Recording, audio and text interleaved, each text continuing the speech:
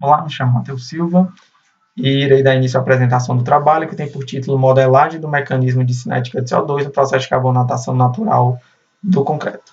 É sabido que, ao passo que a indústria progride, existe conjuntamente um aumento das emissões de CO2 no ambiente e esse CO2 ele contribui para o agravo das construções existentes, visto que ele pode ser absorvido pela via porosa do concreto e ali reagir com os álcalis, reduzir o pH, formar sais de carbonato de cálcio e possibilitar ambiente propício para a corrosão das armaduras. Logo, esse processo de carbonatação descrito ele está diretamente ligado com a durabilidade das construções frente a agentes agressivos, no caso o dióxido de carbono.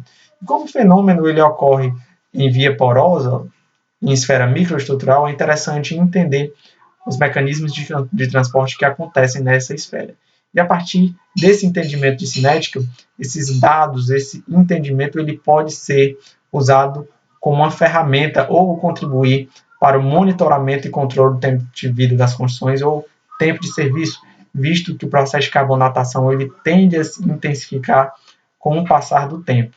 E para que esse processo ele venha a ser entendido, é que existem formulações de predição de carbonatação. No entanto, essas formulações elas são de cunho simples ou consideradas determinísticas, nos quais os dados de entrada, os termos vinculados à formulação da equação, elas são termos inertes, ou seja, eles não mudam ao longo do tempo. Logo, como é demonstrado aqui no gráfico, com o passo que a carbonatação progride, a frente de carbonatação aumenta, os termos continuam inertes, ao passo que existe um aumento da absorção de CO2 e uma redução da porosidade. Essas equações simples elas não podem descrever essas modificações e logo, devido não poder descrever essas condições, é que elas podem possibilitar diagnósticos imprecisos em relação à frente de carbonatação e demais dados reais, ou não demonstrar uma contribuição satisfatória em relação ao fenômeno. Logo, o objetivo do trabalho é avaliar como essas modificações microestruturais e demais fatores dinâmicos eles influenciam no fenômeno e, a partir disso, formular um termo dinâmico de difusividade que possa ser atrelado às equações existentes e, assim, trazer melhorias para as formulações de predições, dos quais contribuam para resultados mais satisfatórios.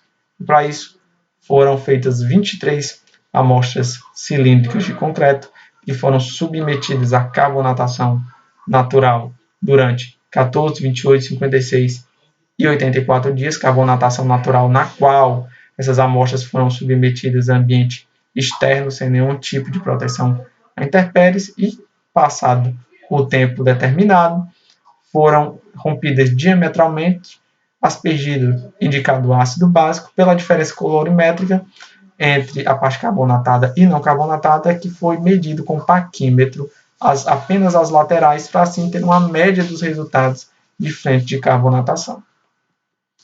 E depois de ser obtidos esses dados reais, é que eles foram comparados com os dados fornecidos pelas equações de predição atribuídas a Bob Afana e a Poisson. Os primeiros resultados analisados nesse trabalho é que foi possível observar que todos os termos que formulam a equação de predição de carbonatação, elas tendem a ser interligados, ou seja, demonstram dependência conjunta. Então, não tem como analisar de forma individual o impacto de cada um. Mas, em linhas gerais, os termos que mais influenciam o processo de carbonatação é a porosidade, temperatura, pressão atmosférica, pressão de CO2, teor de reagentes, área de contato e tipo de cimento, e foi em cima desses dados que o termo de difusividade dinâmica de CO2 foi formulado, logicamente que é atribuído também a algumas condições de contorno. E outras condições de contorno foram atribuídas para o ajuste desse termo. E uma das condições foi uma interpolação simples entre Bob Afana e Poisson, a equação de ambos, porque a equação, os resultados atribuídos à equação de Bob e Afana são muito altos, são resultados muito altos, e de Poisson são muito baixos. Né? Então, uma interpolação simples traria um resultado médio entre os dois. Então, ali que foi considerado o nosso termo de condição de contorno. E a partir disso, a partir dessa interpolação simples, foi observado que quando o concreto ele varia de 20 MPa a 40 MPa, existe uma redução de 46% da frente carbonatada. Outra questão é em relação à frente de carbonatação ótima. O que seria a frente de carbonatação ótima? É quando a frente de carbonatação está submetida, ou o concreto está submetido a uma umidade ótima de 58%, na qual é atribuída de umidade ótima da equação de Poisson, em relação ao tempo de 980 dias, tempo no qual as equações de predição, que são caracterizadas como equações potenciais, elas tendem a uma estabilidade. Então, dentro desse intervalo ótimo, a carbonatação ótima, frente ótima de carbonatação, seria de 7,43 milímetros.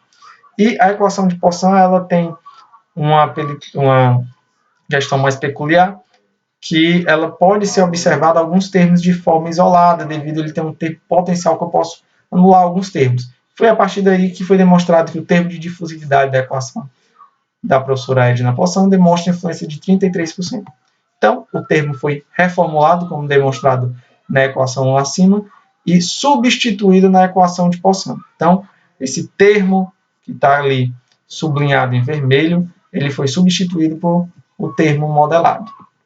E, quando equiparado em relação aos dados reais, ele demonstra uma boa representatividade, logo que os dados reais eles não são homogêneos, ou seja, eles não demonstram uma variação igualitária, como uma equação de predição, que é uma equação de formulação matemática que segue um padrão. Então, os dados reais eles não seguem uma homogeneidade.